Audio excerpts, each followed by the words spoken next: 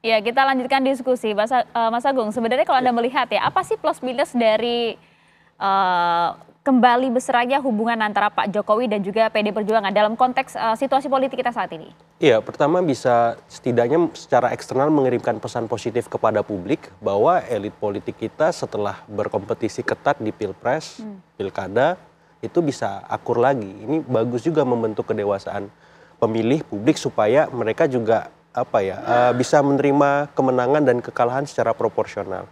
Yang kedua di tingkat elit juga ini bisa merajut banyak komunikasi politik, jembatan-jembatan ketika memang kita harus membuat semacam kebijakan, kemudian merespon beragam dinamika kebijakan sehingga nggak harus semuanya tumpah ruah ke jalan.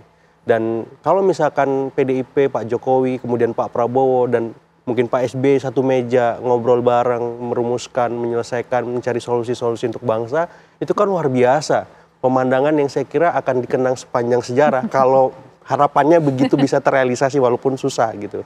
Nah, jadi saya melihat lebih banyak manfaat PDIP, Pak Jokowi maupun elit-elit yang lain dalam tanda petik berdamai, kemudian duduk bareng ketimbang berkonflik. Tapi bagi PDIP sendiri apa? Ya, kalau bagi PDIP kan ini lukanya belum pulih. Apalagi luka ini terus-menerus menganga kan. Jadi ketika sudah kemarin kalah di Pileg, kemudian di Pilpres Pilkada dalam tanda petik dengan Pak Jokowi menjadi lawannya, kemudian ditambah Mas Hasto ditahan, terus nggak tahu babak berikutnya apa lagi yang akan diterima oleh PDIP. Artinya kan PDIP melihat harus objektif nih, menempatkan Pak Jokowi maupun kekuasaan secara keseluruhan.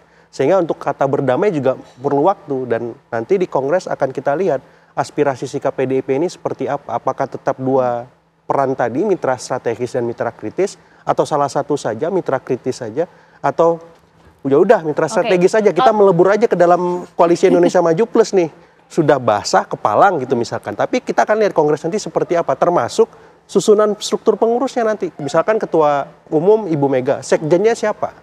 Apakah sekjennya ngegas atau sekjennya ngerem? Ini kan menentukan juga, karena ini yang akan beroperasi sehari-hari ketika merajut komunikasi ke pihak manapun. Tapi kalau dari narasi Anda kayaknya Pak Jokowi jadi masih punya wewenang yang cukup besar gitu, masih cukup tinggi dianggapnya? Iya kan baru 5 bulan lengser Mbak Maria ya, masih infrastruktur politiknya masih di mana-mana seperti itu. Dan itu suka atau tidak, secara kasar atau tidak terlihat dan tampak jelas gitu. Dan walaupun beliau tidak lagi mungkin menjadi presiden, tapi kekuatannya ya sedikit banyak masih tersisa lah. Masih tersisa? Anda sepakat dengan sih?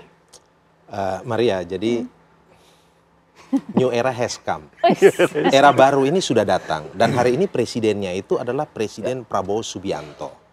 Kalau bicara soal Pak Jokowi dan PDI Perjuangan, sudah lalu lah. Maka fokus PDI Perjuangan ini adalah sekarang itu adalah bagaimana yang saya katakan tadi. Ya, memainkan peran sebagai penyeimbang konstruktif dan positif, checks and balances, untuk melihat, ya mengkritisi kerja-kerja teman saya ini, Bung Noel dan kawan-kawan ini, ya seperti itu. Ya, jadi kalau bicara dalam konteks PDI dan Pak Jokowi lagi, itu setback sebenarnya. Tapi banyak manfaatnya Bang untuk rakyat, untuk demokrasi dan juga politik kita. Mbak Puan bertemu dengan siapa saja, tidak ada hambatan apapun begitu. Karena kalau kita mau meletakkan relasi antara Pak Joko Widodo dan PDI Perjuangan, konteksnya itu pasti dalam internal PDI Perjuangan. Kalau kita bernegara rujukannya adalah konstitusi, undang-undang dan seterusnya. Jelas. Kalau kita berpartai rujukannya adalah anggaran dasar dan anggaran rumah tangga.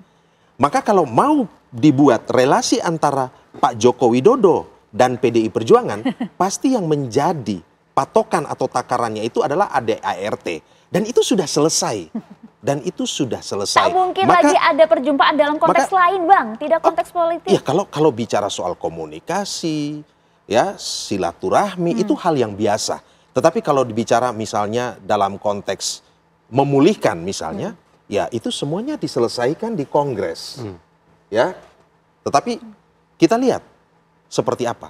Tetapi kalau bilang rekonsiliasi dalam pengertian yang dipahami oleh publik, itu tidak mungkin terjadi. Tidak mungkin terjadi. Tidak mungkin terjadi. Karena apa? Karena keputusan Pak Jokowi itu adalah kader PDI dulu, ya anggota PDI dulu yang sudah dipecat dan sekarang tidak lagi menjadi anggota PDI. Tetapi silaturahmi, komunikasi politik tetap berjalan. Dan bagi kami itu adalah bagian dari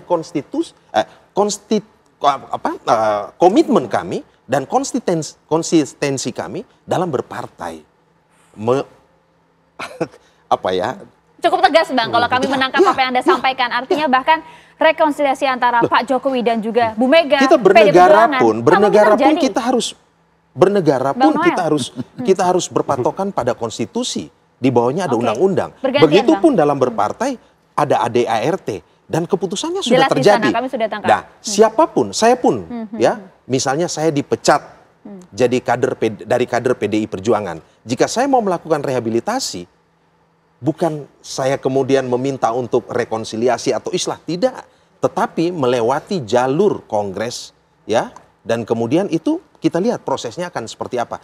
Dan saya menjelaskan dalam konteks mekanisme dan aturan main internal partai saya PDI Perjuangan. Aturan main seperti itu Bang. Ya. Islah nggak mungkin Bang. Katanya yang kita obrolin di segmen 1 tadi nggak ada artinya juga itu Bang. Gini, kalau kembali beberapa kali peristiwa memang Bu Mega ini kan sangat kekeh ya.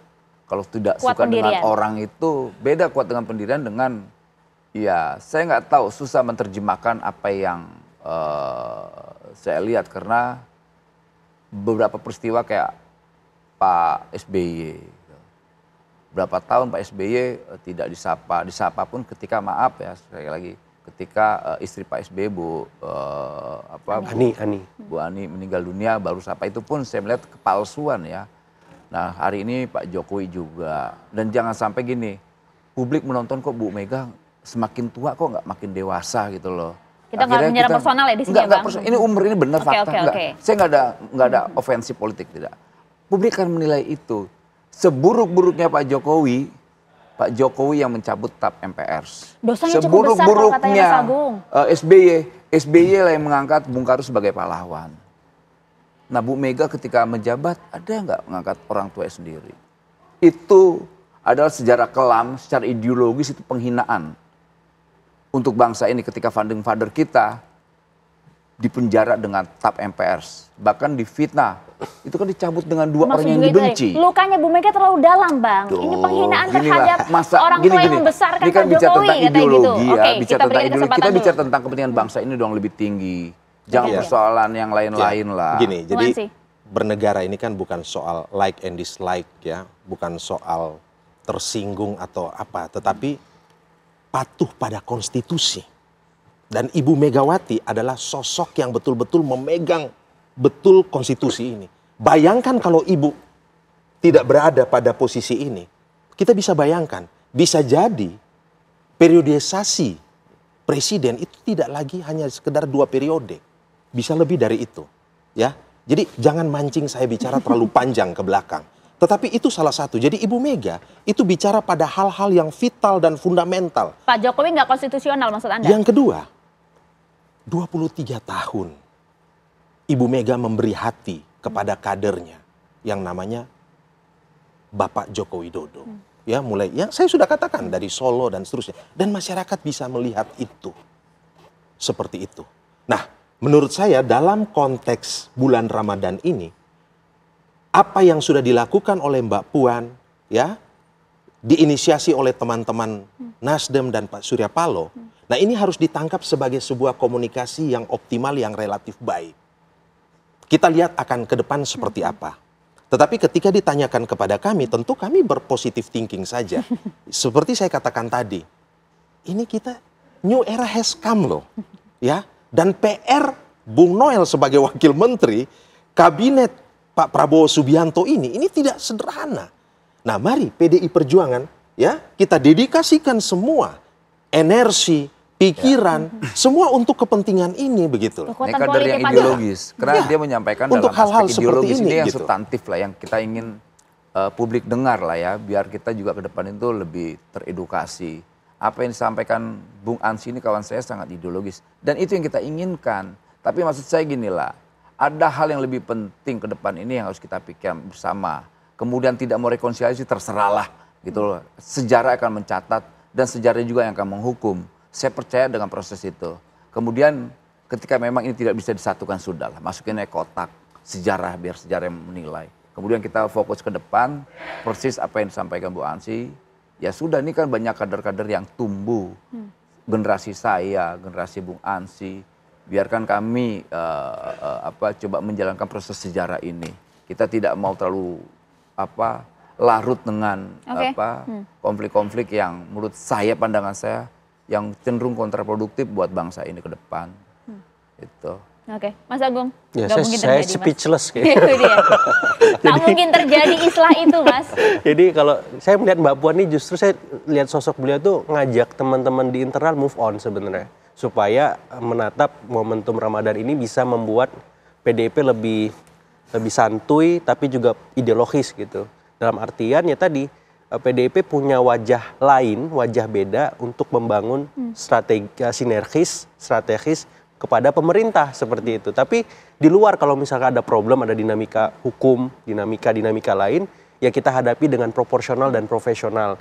Jadi kalau saya melihat sosok Mbak Puan ini, ya saya melihat future-nya PDIP seperti itu. Future dalam artian PDIP ke depan, ya di luar PDIP yang kita lihat berapa waktu terakhir yang otot-otot politiknya beradu keras dengan kekuasaan, ini lebih lentur, lebih elastis, lebih. Tapi sekali lagi tongkat sikap politik kan ada di Bu Mega ya? Persis.